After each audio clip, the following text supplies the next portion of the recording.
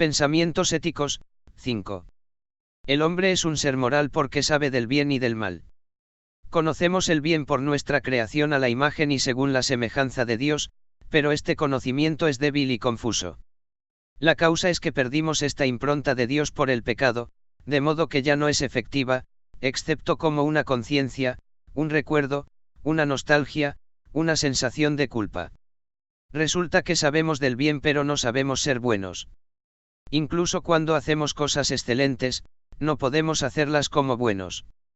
Reflexionando sobre estas cosas, nos acordamos de que el mal no es parte original de la creación, sino que entró en ella como una mentira, la idea falsa que el hombre pueda ser igual a Dios. Esta mentira es el pecado original que nos separó de nuestro Creador. Y separados de Él estamos desorientados y angustiados, perdidos en nuestra propia maldad. Nos advierte el Señor, el árbol sano no puede dar malos frutos, ni tampoco puede el árbol podrido dar buenos frutos, Mateo 7 y 18. La ley revela la voluntad de Dios. El Evangelio del Señor Jesucristo nos invita a creer en Él, en su muerte y resurrección, para nuestra salvación, que consiste en el perdón y la liberación del pecado y la restauración de nuestra relación con Dios. Recibimos esta salvación en forma de una promesa que se realizará por completo en la restauración de todas las cosas. Durante nuestra vida actual vivimos la doble realidad de santidad y de pecado. El Espíritu Santo, que obra en nosotros por la fe en el Señor Jesús, nos ayuda para vivir una vida santa, apartada del pecado, cambiando nuestros motivos, aunque continuamos pecando. Nos enseña a preguntar: Señor, ¿qué quieres que haga yo, en todas las situaciones y condiciones de la vida, estando en casa o fuera, solo o en la familia o el trabajo? Resulta que la respuesta que recibimos es que el Señor quiere que cumplamos su santa ley. Las diversas funciones de la ley.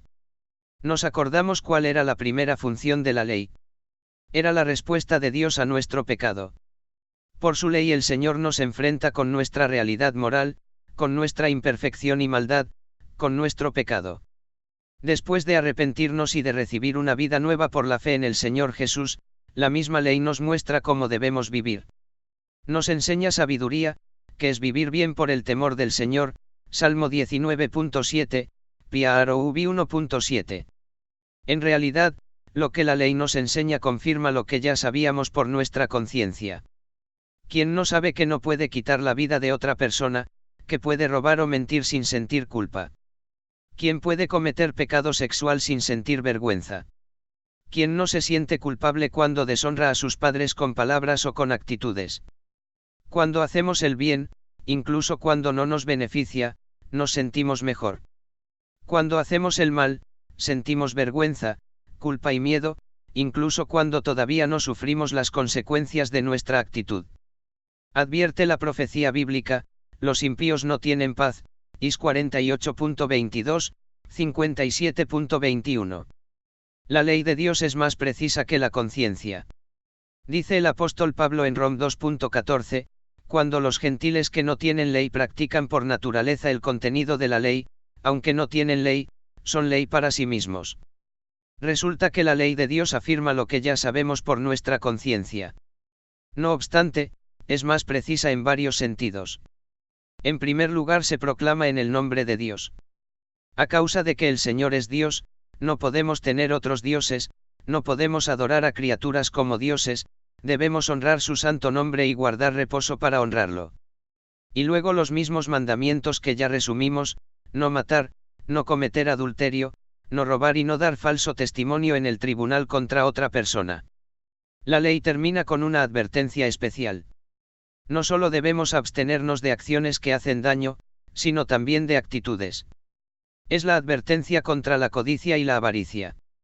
En lugar de codiciar lo que es del prójimo, hemos de respetarlo y desearlo lo mejor, según la regla de oro: todo lo que quieras que los hombres te hagan, hazlo tú con ellos, Mt 7 y 12.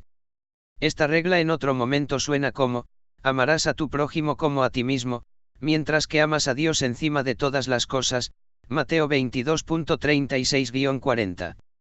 Conclusión. Hay una conciencia del bien y del mal en cada persona, pero esta conciencia es confusa e impotente, de modo que conocemos el mal, pero no sabemos evitarlo. Conocemos el bien, pero no sabemos hacerlo. Para ser una buena persona, el Señor tiene que renovarnos por la fe en el Señor Jesús, enseñándonos por el Espíritu Santo una obediencia nueva a la misma ley que al inicio nos condenó.